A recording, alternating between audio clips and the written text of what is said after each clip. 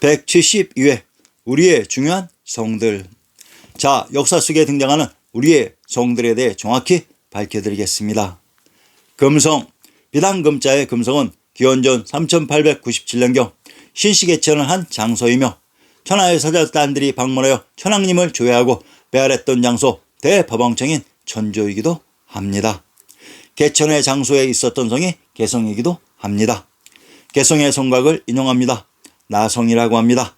나주에 있었던 성이 나성으로 전라도 나주의 군명을 비단금자의 금성, 금산, 진해라고 합니다. 금성과 나성, 개성은 같은 대상을 다르게 부르는 이명이라는 것도 알 수 있습니다. 개성의 군명을 부소합, 송악군, 동비올, 개주, 개경, 황도, 총막군이라고 합니다.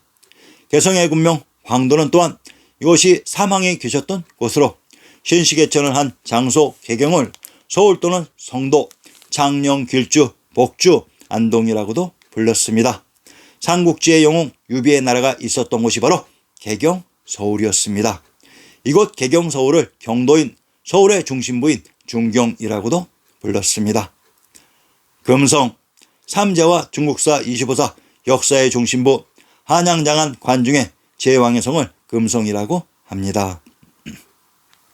이곳을 차지하는 자가 천자인 황제로 등극할 수 있었던 곳으로 중국사 25사 모든 왕주의 특징이 이곳 한양장안 관중의 제왕의 성인 금성을 장악하고 바로 황제에 즉위하는 특징이 있습니다.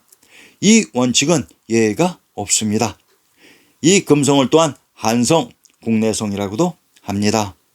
한성부의 형성을 인용하면 북쪽으로 화산을 의지하고 남쪽으로 한강에 임하였다.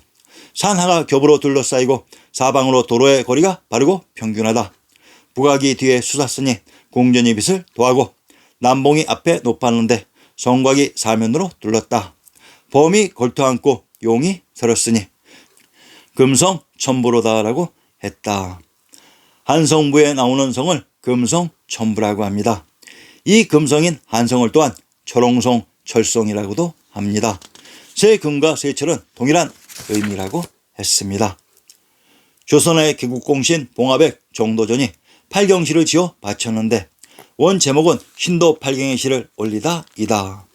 신도란 태조 3년 이후 전도한 한양인 장안입니다.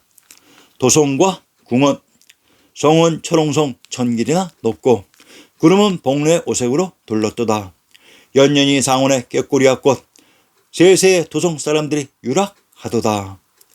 한양의 도성 철옹성이 복례의 오색으로 둘렀다고 합니다. 한양의 도성에 있었던 한양장안의 관중이 복례 풍악의 금강산자락에 있었으며 상원은 진시황제의 아방궁이 있었던 곳이라고 했습니다.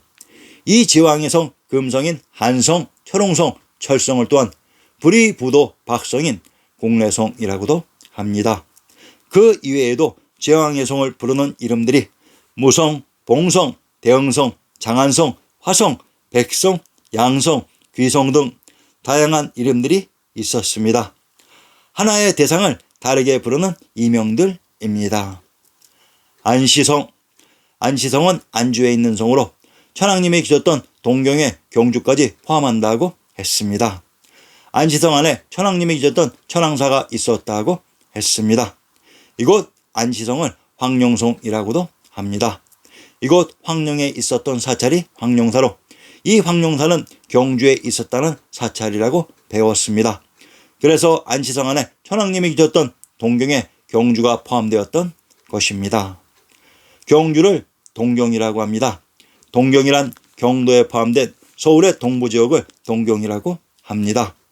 역사 속 경주는 서울의 진산인 민족의 영산인 금강산 백두산 자락에 있었습니다.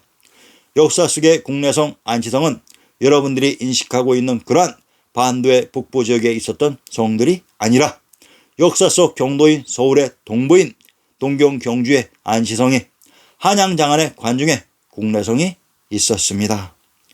평양성, 평양을 서경이라고 합니다. 경도인 서울에 포함된 서울의 서부 지역이 바로 서경인 평양이었습니다.